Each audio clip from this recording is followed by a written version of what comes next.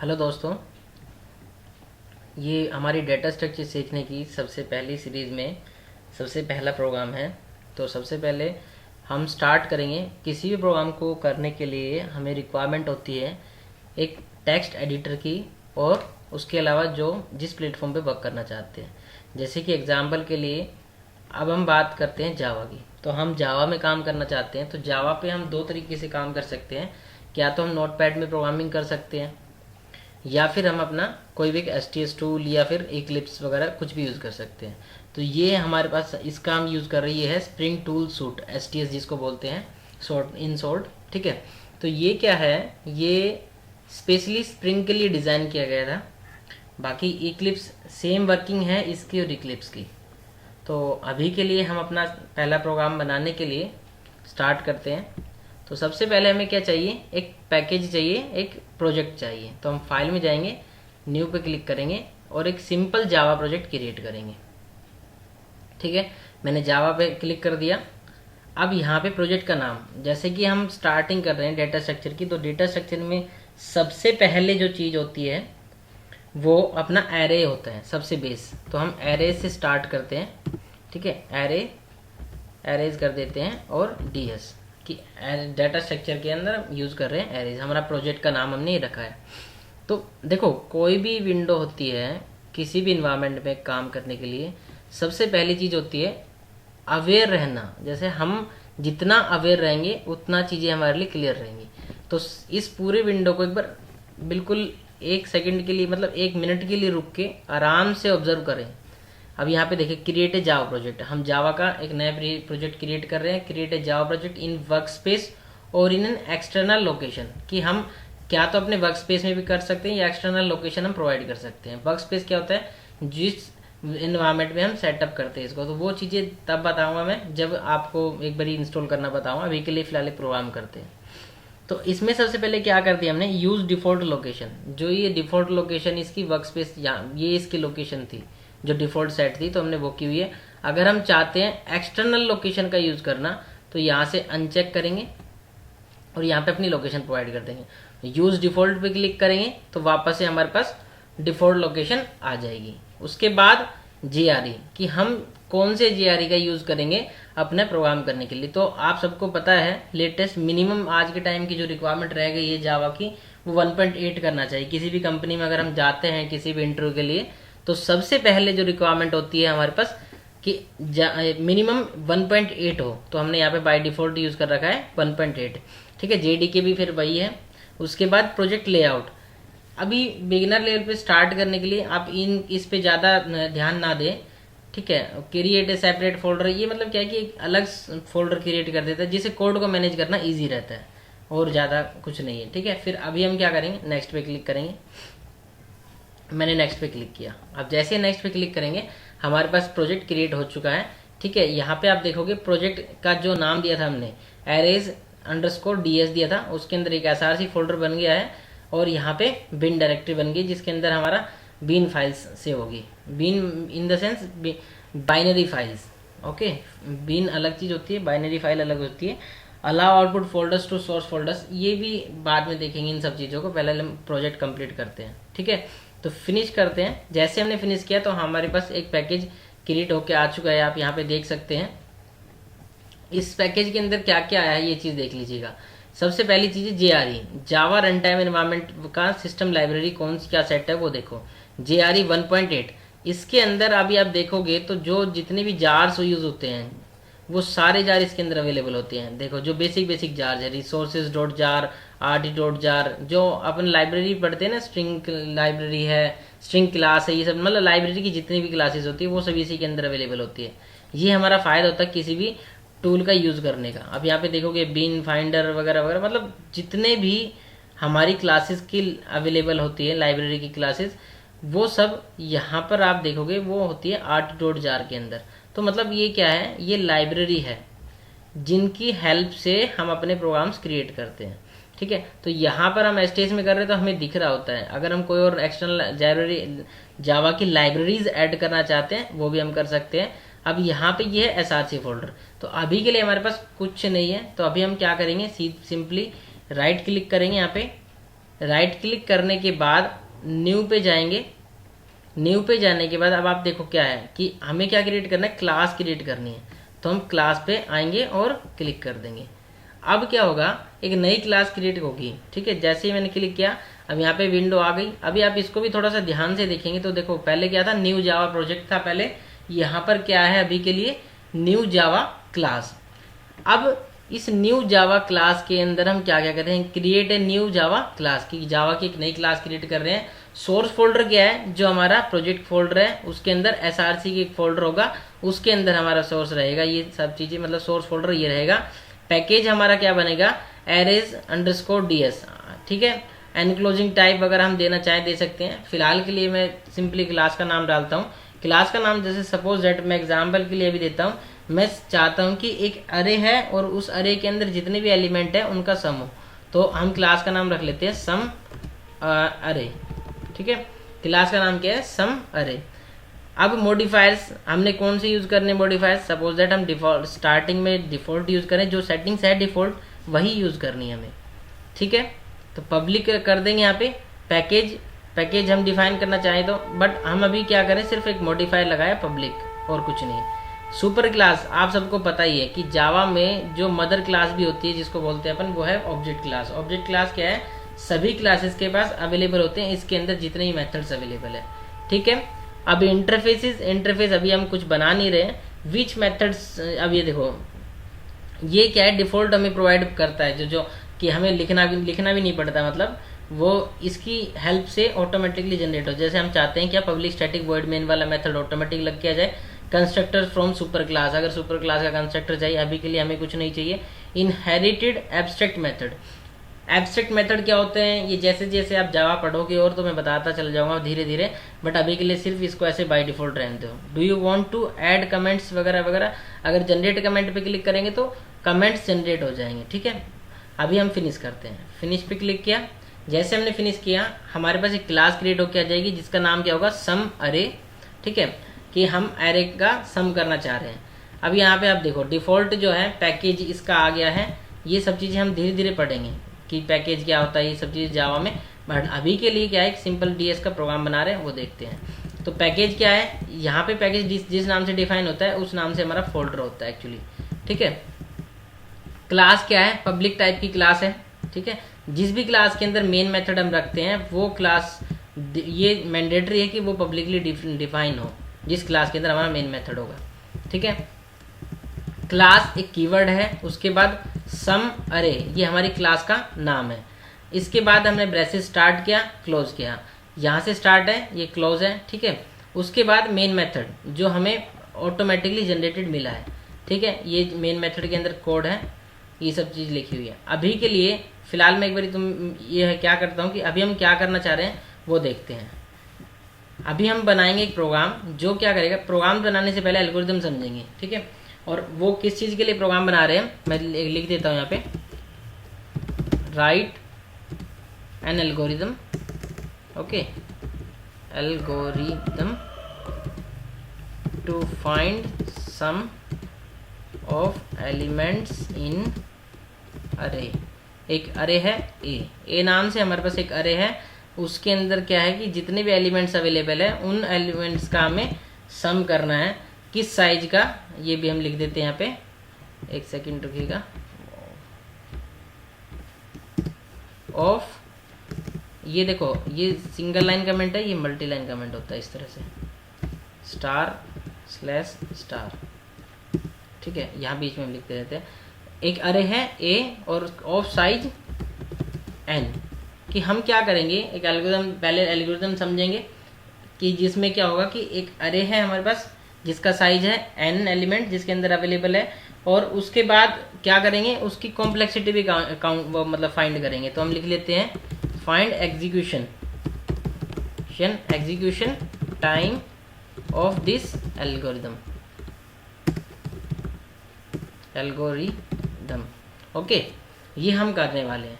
तो इसको समझने के लिए अभी हम क्या करते हैं, पहले अपना एल्गोरिथम समझते हैं, एल्गोरिथम कैसे काम करेगा। अब देखो सबसे पहले चीज़ है कि हम करना क्या चाह रहे हैं, हम चाह रहे हैं कि हमारे पास भाई एक अरे है, उसका साइज कितना है n, कि n साइज का एक अरे है, उसके अंदर जो भी एलिमेंट है, n एलिमेंट्स है, उनका हमें क्या चाहिए, सम चाहिए। तो इसके लिए हम क्या करेंगे, इसको हम समझते हैं धीरे धीरे, ठीक है। तो इसको समझने के लिए मैं थोड़ा सा साइज और बड़ा कर लेता हूँ ताकि समझ में आए अच्छे से, ठीक है। इस वर्किंग एनवायरनमेंट को थोड़ा सा और बड़ा कर लेते हैं ताकि जिस पे हम काम कर रहे हैं वो थोड़ा सा जूम रहे, ठीक है। बाकी चीज़ धीरे धीरे समझेंगे, ये सब चीज़ें क्या है क्या नहीं है। फिलहाल बस एक जैसे मैं करता हूँ बस ऐसे ही करते रहना, सब चीज़ समझ में आ जाएगी धीरे धीरे, ठीक है। तो अब हम क्या करते हैं, हम पहले देखते हैं स्टेप्स क्या है। सबसे पहला स्टेप क्या है, स्टेप 1। स्टेप 1 क्या है हमारे पास, स्टेप 1 ये है कि स्टेप 1 में क्या करेंगे, ठीक है। स्टेप 1 क्या होगा, और इसकी प्रोनाउंसिएशन जैसे कि हम बात करते हैं, मैं बार बार बोल रहा हूँ अरे अरे, एक्चुअली इसकी प्रोनाउंसिएशन अरे ही होती है। ऑल्दो सब लोग इसको एरे बोलते हैं बट हम इसकी प्रोनाउंसिएशन अरे एक्चुअली होती है, ठीक है। तो आप कुछ भी बोल सकते हैं, वो मैटर नहीं करता है। तो अभी के लिए क्या करते हैं, जैसे पहला स्टेप 1 में क्या करते हैं, हम चाहते क्या है, हम चाहते हैं कि मान चलो सम द वैल्यू ऑफ अरे जो है उसके अंदर, सम द वैल्यूज इन अरे, एरे कह दो, ठीक है। उसके अंदर जो वैल्यू है वो ए, उसको हमें सम करना है। तो देखो सबसे पहला स्टेप जो होगा वो ये होगा कि हमें क्या चाहिए, एक वेरिएबल चाहिए। सम नाम से एक वेरिएबल होगा जिसको हम इनिशियलाइज कर देंगे 0 से, ठीक है। उसके बाद हम क्या करेंगे, रिपीट फॉर एक वेरिएबल लेंगे i एक तरह से, ठीक है। Repeat for i equals to 1 to n। क्यों, क्योंकि हमारे पास जो एरे है a, उसका साइज क्या है, n है, उसका साइज क्या है, n है। इसलिए हम जो हमारा लूप चलेगा वो क्या चलेगा, 1 to n चलेगा। अब फिर हमें क्या करना है, अब देखो जो इस सम वेरिएबल हमने डिफाइन किया था उसको हम असाइन कर देंगे वैल्यू किस तरह से, सम प्लस एरे हमारे पास क्या है a, और उसके अंदर से इंडेक्सिंग i का यूज कर लेंगे और उसको इंक्रीमेंट करते चले जाएंगे। तो क्या होगा कि ये जो लूप चलेगा, ये लूप चलेगा कहाँ से कहाँ तक, 1 to, ये लूप जो चलेगा 1 to n चलेगा। तो 1 टाइम चला, सपोज दैट फर्स्ट टाइम चलेगा, फर्स्ट टाइम i के लिए चलेगा 1, तो यहाँ पर i की वैल्यू क्या हो जाएगी, 1। तो a1 पर जो वैल्यू होगी एरे के अंदर वो वैल्यू निकल के आ जाएगी और उस वैल्यू को हम ऐड कर देंगे सम के अंदर। सम की वैल्यू क्या है, इनिशियल पॉइंट पे 0 के अंदर एक एरे है, मान चलो उसके अंदर, अभी प्रोग्राम में एग्जीक्यूशन में समझ लेंगे इस चीज़ों को। मान के चलो उसके अंदर कुछ इस तरह से स्टोर्ड है वैल्यू 12, 45, 3, 2, मतलब ऐसे वैल्यूज स्टोर्ड है उसके अंदर, ठीक है। तो i की वैल्यू जब फर्स्ट टाइम क्या होगी, 1 से लेके हम जब चला रहे हैं वैल्यू को तो 1 पे क्या होगी, जैसे 12 है, ठीक है। बट जैसे जावा में अपन बात करते हैं तो इंडेक्सिंग होती है किससे, 0 से, तो इसको 0 बोलते हैं, 0, 1, 2, इस तरह से इनकी वैल्यू को निकालते हैं हम, ठीक है। तो अभी हम प्रोग्राम करेंगे जब समझ में आ जाएगा। तो अभी बेसिकली समझते हैं चीज़ों को। अब हमने क्या किया, ये हो गया। उसके बाद लूप का एंड कर देंगे, क्या कर लेंगे, लूप का एंड ऑफ फॉर लूप। जो फॉर लूप हमने चलाया हुआ था उसकी एंड कर देंगे। जैसे यहाँ से स्टार्ट हुआ लूप 1 to n के लिए चलेगा और फिर यहाँ पे लूप की एंडिंग हो जाएगी, ठीक है। और सिंपली स्टेप 1 पे ये सब चीज़ें कवर हो जाएंगी। स्टेप 2 बस फिनिश हो जाएगा, ठीक है। स्टेप 2 में क्या हो जाएगा, फिनिश्ड, FINISHED, ठीक है। और उसके बाद लास्ट में क्या हो जाएगा, हम एग्जिट हो जाएंगे। तो अब बात आती है कि ये तो हो गया एल्गोरिदम हमारा, ठीक है। अब इस एल्गोरिदम के लिए हमें इसको किस में कन्वर्ट करना है, इसको कन्वर्ट करना है हमें जावा प्रोग्राम में, ठीक है। तो अभी एक चीज़ देखो कि इस पूरे प्रोग्राम के अंदर, इस पूरे एल्गोरिदम के अंदर हमें क्या और करना है, इसके अंदर एक और चीज़ क्या करनी थी, find execution time of this algorithm, कि इस एल्गोरिदम की एग्जीक्यूशन टाइम को हमें कैलकुलेट करना है, फाइंड करना है। तो किसी भी प्रोग्राम के अंदर, किसी भी एल्गोरिदम के अंदर जो की ऑपरेशंस होते हैं, जैसे यहाँ पर की ऑपरेशन ये है कि एक लूप चला है 1 to n तक, और उस लूप के अंदर एक्चुअल जो ऑपरेशन परफॉर्म हुआ है, ये ऑपरेशन परफॉर्म हुआ है। तो ये क्या है, एक बार चला है तो इसको क्या बोलते हैं, 1 टाइम चला है तो 1, और 2 टाइम चला है तो 2, और मान चलो n हमारे पास एलिमेंट्स थे तो n टाइम एग्जीक्यूट हुआ है, तो इसकी कॉम्प्लेक्सिटी जो हो जाएगी वो क्या हो जाएगी, अगर हम इसकी कॉम्प्लेक्सिटी की बात करें तो एफ एन कितना हो जाएगा, इसका एफ एन बन जाएगा हमारा कितना, एफ ऑफ एन, मतलब कि ओमेगा से हम डिनोट करते हैं ओ एन, ये हमारा क्या है, इसकी कॉम्प्लेक्सिटी है। तो मतलब कि क्या है कि इसमें एक ही लूप यूज हुआ है और एन टाइम चलेगा तो एन एग्जीक्यूशन होगा, तो हमारे पास इसकी कॉम्प्लेक्सिटी हो जाएगी ओ एन।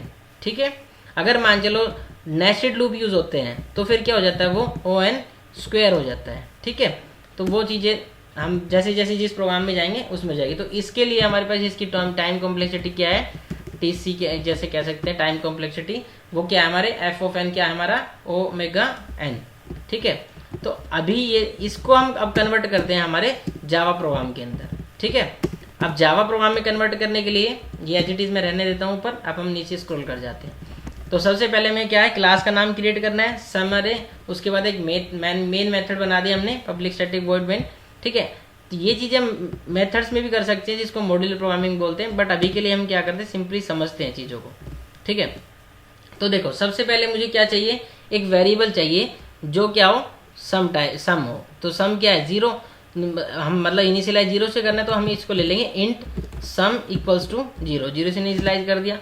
दूसरा क्या करना था, लूप चलाना था 1 to n, तो फॉर लूप चलाएंगे, for int i equals to 0, 0 से लेके i is less than equals to कहाँ तक, लेस देन, देखो 0 से क्यों स्टार्ट किया, क्योंकि इंडेक्सिंग कहाँ तक होती है हमारी, इंडेक्सिंग 0 से स्टार्ट होती है, तो 0 से n तक चलना है और i प्लस प्लस करना है। ठीक है, ठीक है, अब n क्या है यहाँ पे, अब n को डिफाइन करना होगा।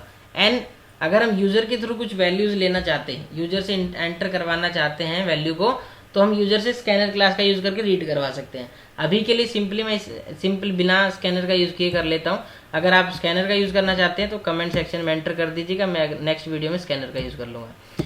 इंट एन क्या है, मेरा साइज है, तो साइज के लिए मैं सिंपली लिख सकता हूँ साइज इक्वल्स टू कितना ले लिया, मान चलो हम डालना चाहते हैं 5 एलिमेंट्स। ठीक है, तो साइज ऑफ 5 हो गया, तो यहाँ पर हम क्या यूज कर देंगे, साइज। अब देखो एक, अभी हमें एक और चीज क्या चाहिए, एक अरे चाहिए। अब अरे के अंदर तो एलिमेंट डाल लेंगे, तो अरे हमने ले लिया इंट टाइप का अरे डिफाइन किया जिसका नाम है सपोज दैट अरे हमने ले लिया जैसे किसी के मार्क्स ले लिए, किसी के स्टूडेंट के मार्क्स। ठीक है, मार्क्स कर लिए हमने स्टोर किसी स्टूडेंट के, और या हाँ मार्क्स को स्टोर कर लिया सपोज दैट, या फिर हम कुछ भी ले सकते हैं, कोई मैटर नहीं करता। अरे का नाम इक्वल्स टू, अब हमें क्या चाहिए, इंटीजर टाइप की चाहिए, कितने इंटीजर टाइप की कितनी वेरिएबल चाहिए, हम चाहते हैं कि हमारा जो साइज है उसके बराबर रहे, तो साइज ले लिया हमने, तो इस साइज को मैं डिफाइन कर देता हूँ इसके ऊपर। ठीक है, तो अभी हमारे पास क्या क्या हो गया, एक तो सम वेरिएबल हो गया, एक हमारे पास साइज का वेरिएबल हो गया। ठीक है, अब साइज को डिफाइन कर दिया, इसमें इंटीजर ऑफ साइज ले लिया इसके अंदर से। ये एरर क्यों दे रहा है, सिंटेक्स एरर, क्या कहता है, syntax error insert class to complete expression, integer of size, size की वैल्यू 5 ले ली। ठीक है, और इसको हम ऐसे करके कर देंगे। ओके, तो यहाँ पे अब देखो हमने ये बताया इंटीजर टाइप की चाहिए मुझे, साइज कितना 5, कि 5 ब्लॉक्स हमें नीड है इंटीजर टाइप के, और उनको मेमोरी देने के लिए हम किसका कीवर्ड का यूज करते हैं, न्यू का। तो जैसे हम ये लाइन लिखेंगे तो हमारे पास ये क्रिएट हो जाएगा न्यू इंट साइज 5, मतलब कि 5 साइज के साथ हमारा एक अरे क्रिएट हो गया। अब अरे के अंदर हम अगर वैल्यू इंसर्ट करवाना चाहे तो ऐसे असाइन कर सकते हैं, मार्क्स 0 पे ये वैल्यू चली जाए। ठीक है, जैसे हम डाल दिए 10, मार्क्स 1 पे 20, ऐसे जा सकते हैं, या लूप की हेल्प से हम इनको रीड कर सकते हैं स्कैनर क्लास का यूज करके। और एक तरीका ये भी होता है, और एक ये भी रहता है तरीका कि हम इसके क्रिएशन के टाइम पे ही इसको इनिशियलाइज कर दें। कैसे, जैसे ये ना लिख के हम सीधा ये ब्रेसिस का यूज करेंगे, इस ब्रेसिस के अंदर हम सिंपली वैल्यू डाल देंगे, जैसे 10, 20, 30, 40 60 ये इस तरह से। तो अभी भी कितनी वैल्यूज डाली हमने 5 1 2 3 4 5 हमने 5 एलिमेंट इसके अंदर इनिशियलाइज किए हैं। ठीक है, तो ये हमने साइज ले लिया। अब साइज के लिए जरूरी है कि हम ऐसे लें, अगर हमने वो लिया हुआ है लूप क्या नाम इसका एरे ऐसे लिया हुआ है तो हम इसका ऐसे कर सकते हैं। देखो जैसे साइज चाहता हूँ मैं तो साइज ले सकता हूँ कैसे, मार्क्स डॉट लेंथ, इसकी एक प्रॉपर्टी होती है डॉट लेंथ की हेल्प से हम इसको कर सकते हैं हैंडल। अरे सिस्टम स्टॉप कर गया, क्या चक्कर है।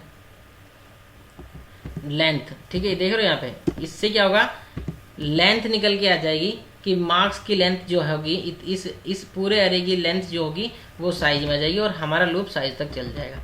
तो हमें यही करना था कि जो एक लूप है सॉरी एक अरे है, अरे के अंदर ए है, उसका साइज कितना है n साइज है। तो यहाँ पर एक अरे है मार्क्स के नाम से जिसके अंदर एलिमेंट है 5, ये 5 एलिमेंट स्टोर्ड है। हम चाहे तो बढ़ा सकते हैं एलिमेंट को, तो उसका साइज इसमें आ जाएगा और हमारा लूप चल जाएगा कहाँ तक, 0 से साइज के -1 तक, क्योंकि लेस देन लगाया है सिंबल तो साइज -1 तक चलेगा। अब क्या करना है, अब हमें sum variable equals to sum plus, अब एरे हमारे पास क्या है मार्क्स, इस मार्क्स की इंडेक्सिंग कर देंगे i, तो ये i की वैल्यू को रीड करता रहेगा और जब लूप से बाहर आएगा तो हमारे पास इस सम के अंदर सारे एलिमेंट्स का सम होगा। सीसो लिखा, सीसो लिख के हम कंट्रोल स्पेस दबाएंगे तो इसमें शॉर्टकट होता है। ठीक है, तो यहाँ पे अब क्या हो गया, हमने लिखा सम ऑफ ऑल एलिमेंट्स ऑफ अरे, क्या नाम है अरे का, मार्क्स। ठीक है मार्क्स, अब क्या आएंगे अब देख लेते हैं, यहाँ पे प्लस लगाएंगे कनकेट करने के लिए, सम की वैल्यू को प्रिंट करवा देंगे। ठीक है, ये हो गया पूरा प्रोग्राम कंप्लीट। अब इसको सेव कर देंगे, कंट्रोल एस से सेव हो जाएगा। सेव करके इसको एग्जीक्यूट करने के लिए हम क्या कर सकते हैं, देखो क्या तो यहाँ पे राइट क्लिक करो, क्लास के ऊपर राइट क्लिक करके और इसको रन एज कर दो, रन एज जावा एप्लीकेशन, या फिर शॉर्टकट की हम प्रेस कर सकते हैं Alt Shift X J। ठीक है, तो हमने इस पे क्लिक किया, अब जैसे ही क्लिक किया रन होगा और नीचे यहाँ पे कंसोल पे आउटपुट आ जाएगा। यहाँ पे ये देखो कंसोल पे आउटपुट आ गया, क्या आउटपुट आया देखो, इनका सम आ गया है ना। समझते हैं अब धीरे धीरे चीज़ों को। एक मोस्ट इंटरेस्टिंग चीज़ जो है, जो कि हम कंपनीज में यूज़ करते हैं, एजुकेशन मतलब कि ये कह सकते हैं इंस्टीट्यूट वगैरह पे नहीं यूज़ करते हैं वो लोग, वो मैं बता देता हूँ। देखो अब सम ऑफ ऑल एलिमेंट्स ऑफ अरे 160 आ रहा है, इनका सम क्या हो रहा है 160। अब जरा इसको मैंने डीबग मोड में चलाता हूँ आपको, आप लोगों के लिए।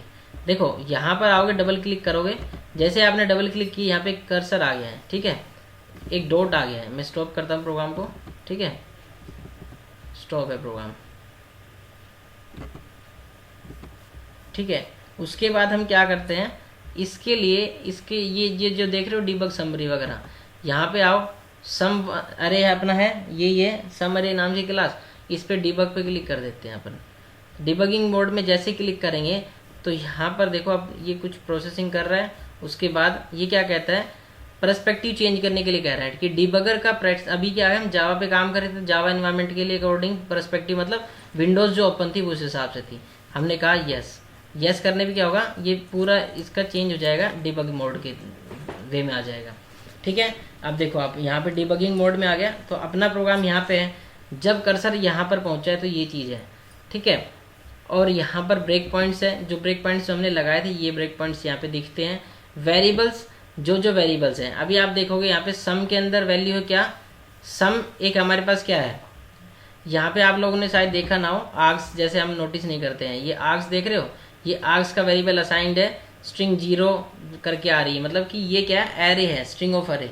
उसके बाद सम वेरिएबल है, सम वेरिएबल के अंदर इनिशियलाइज कर दिया वैल्यू को 0 के साथ। ठीक है, अब यहाँ पर आप ये देख रहे हो ग्रीन जो आ रही है सिलेक्टेड एरिया, ये क्या है, ये आपका करंट, जैसे मतलब इंटरनली कैसे एग्जीक्यूट करा है हम उसको स्टॉप करके देख रहे हैं, 1 बाय 1 चलेंगे।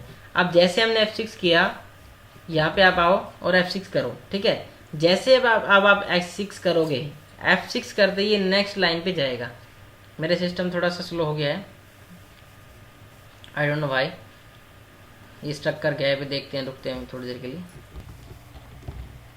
ठीक है, अब ये देखो F6 कर सकते हो, या फिर ये देख रहे हो आप स्टेप ओवर यहाँ पर लिखा हुआ है, आई थिंक आपको अगर विजिबल ना हो तो स्टेप ओवर का एक सिंबल है यहाँ पे, जैसे आप उस पर क्लिक करोगे आप आ जाओगे। आप देखो मार्क्स के अंदर वैल्यूज आ गई है, यहाँ पे आप ओवर जैसे कर्सर को करोगे तो मार्क्स में दिख जाएगा ये, और ये यहाँ पे दिख रहा है। और यहाँ पर आप देखोगे वेरिएबल सेक्शन के अंदर, वेरिएबल टैब के अंदर हमारे पास जो जो वेरिएबल्स इनिशियलाइज होते जाएंगे उनका दिख जाएगा। जैसे मार्क्स को इनिशियलाइज कर दिया गया है।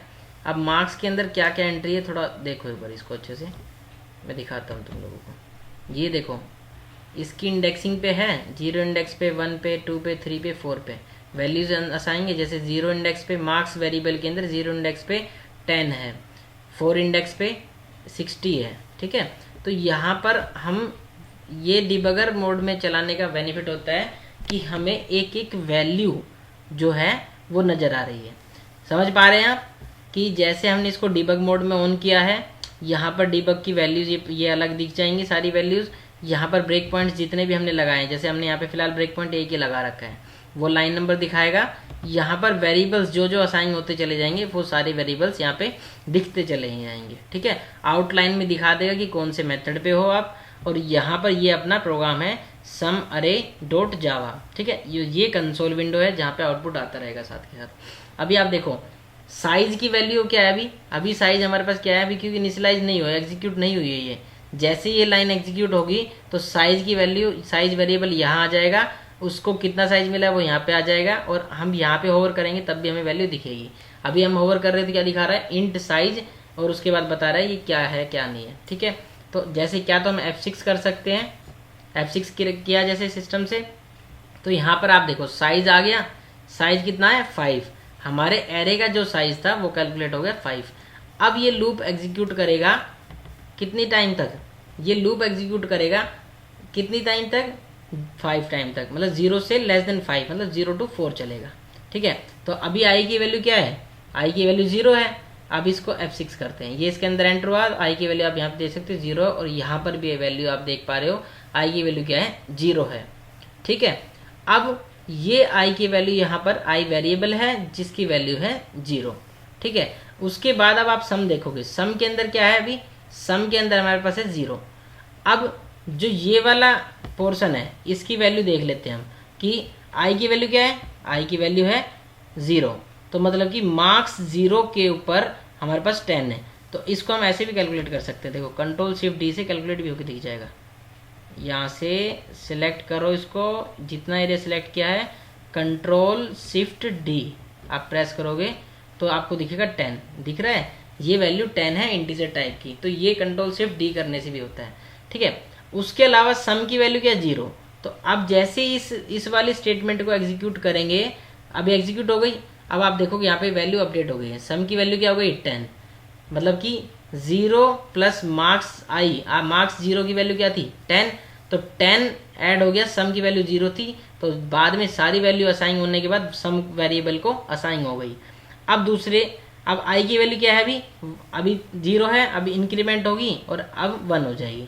जैसे 1 हुई आई की वैल्यू क्या है 1 है, यहाँ पे भी देख सकते हैं, और यहाँ पर भी अपडेट हुई है। जो भी वैल्यू अपडेट होती है वो यहाँ पे येलो आ जाती है, देख पा रहे होंगे आप कि पहले से ऑटोमेटिकली हाईलाइट करता है डिबगर मोड में, ठीक है।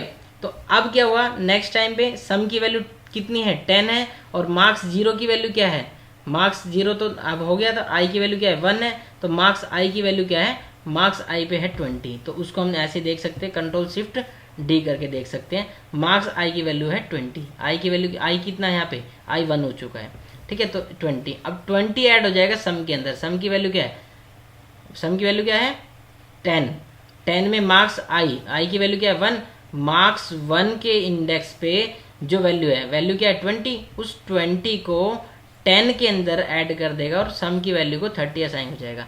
F6 किया, अब आप देख लो 30 हो गया, फिर F6 60, अब 100 हो गया, ठीक है। और आई की वैल्यू अभी क्या हो चुकी है, आई की वैल्यू 4 हुई है, अभी लेस देन, अब ये चलेगा कहाँ तक, आई की वैल्यू 4 हो गई, तो मतलब ये लास्ट एग्जीक्यूशन रहेगा। साइज की वैल्यू क्या है 5 है, तो लेस देन 5 रहेगा तो 4 तक चलेगा। अब ये लूप ब्रेक हो जाएगा, अब लूप ब्रेक हुआ और सिस्टम ने इसको सीधा प्रिंट कर दिया। आप देख रहे हो सम ऑफ एलिमेंट ऑफ एरे 160, ठीक है। ओके, आई होप दोस्तों की समझ आया होगा। बाकी कोई भी किसी को कोई भी इशू है, अभी हम स्कैनर का यूज़ भी कर लेंगे बाद में, धीरे धीरे कंसेप्ट को बाद में समझेंगे धीरे धीरे। पहले अभी हमें समझ आना चाहिए कि कर क्या रहे हैं। तो कंट्रोल एम से क्या करेंगे, जिस भी स्क्रीन पे रहेंगे वो स्क्रीन जूम हो जाएगी, ठीक है। तो सबसे पहले हमने क्या किया, इसका एल्गोरिदम समझा, उसकी कॉम्प्लेक्सिटी समझी, उसके बाद हमने क्या किया है, इस पूरे प्रोग्राम को एग्जीक्यूशन में लाए हैं, इस एल्गोरिदम को। तो अब इसकी कॉम्प्लेक्सिटी क्या है, एन है, क्योंकि हमारे पास एक ही लूप हुआ है, साइज क्या है, एन है, मतलब ठीक है 5। तो इसकी कॉम्प्लेक्सिटी ओ 5 हो गई। ओके दोस्तों, आई होप कि समझ में आया होगा।